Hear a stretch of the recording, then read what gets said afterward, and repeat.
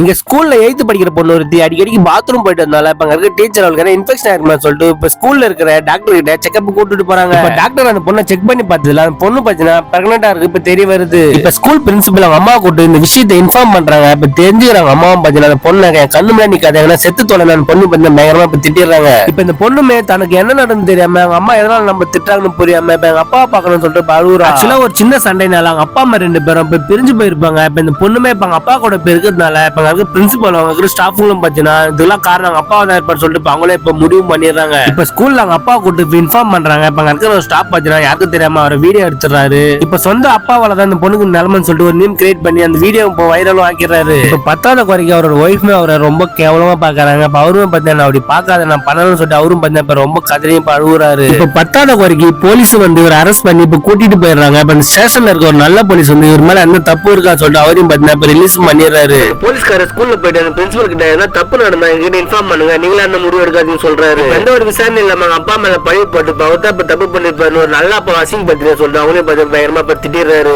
இப்ப கடைசியில memes create பண்ண ஸ்டாப் தான் பொண்ணுகிட்ட தப்பா நடந்திருப்பாரு. இப்ப இந்த விஷயம் அவங்க அப்பாவுக்கு தெரிய வந்த ஸ்டாப்பை கடத்தி கொண்டு போய் சித்திரவதை பண்ணி கடைசியில இப்ப கொண்டுறாரு. எவ்வளவு பெரிய பிரச்சனை இருந்தாலும் அப்பா கிட்ட சொன்னா சரியாயிடும் பொண்ணு பார்த்தா நம்பி அவங்க அப்பா கிட்டயும் சொல்லிருப்பா. இப்ப கடைசியில அவங்க அப்பா பார்த்தா பொண்ணோட நம்பிக்கை இப்ப காப்பாத்திருவாரு.